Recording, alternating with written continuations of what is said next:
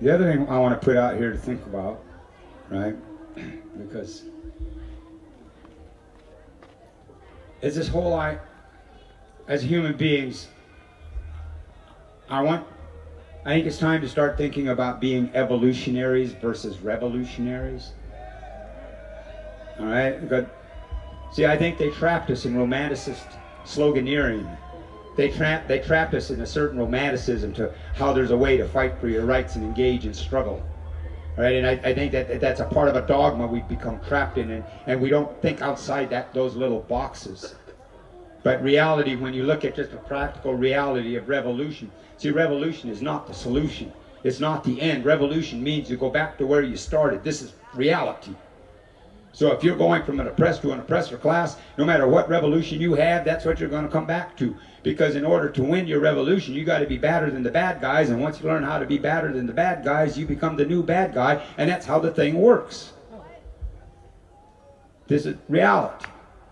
But we've been imprinted to believe that revolution is the solution. Now, revolutions may be part of an evolutionary process, but revolutions are not the solution. And if we looked at reality in a practical, coherent way, we would see that. So, and it's temporary. Human beings, evolutionary. We need to be thinking and seeing in a longer term context.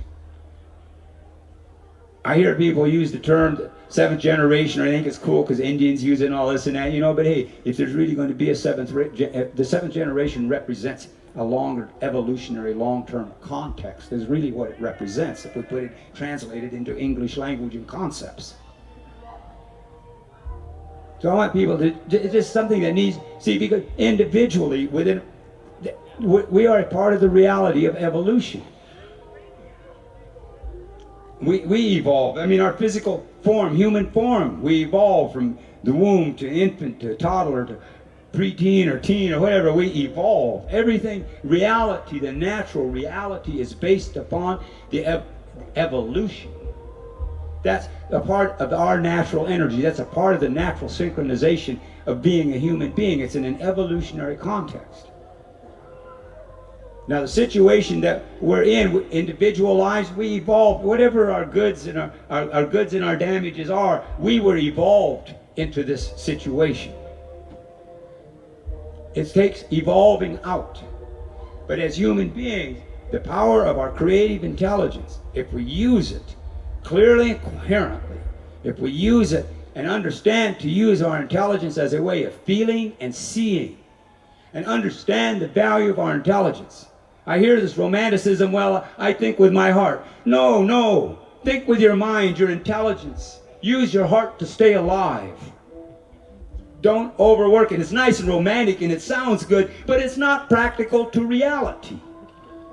I feel with my feelings. I feel with my feelings and I think with my intelligence. My feelings. This is how the being communicates to the human. And the human's responsibility is to use the intelligence to manifest those feelings. But the way we have become imprinted, see, we substituted. It's like judgment and recognizing, believing and thinking. We depend on emotions. I hear it all the time. I'm an emotional person, blah, blah, blah. And I think, well, hold it. But emotions, have you ever had an emotional meltdown and then you later think, well, I should have said what I felt? Because you didn't express what you felt, you just had this emotional meltdown. Well, see, that's a sign. The energy, our emotions to me are repressed feelings that don't get felt. And then when they can't take it anymore, then there's an outburst, eruption of some sort, some manner, whether it's just inside the head or it splashes on the people outside your head. So through our feelings, there are certain romanticisms. All right, because I'm saying this as a native person because, see, we've been romanticized into what I consider a lot of times, it's almost like, I call it the fascism of romanticism.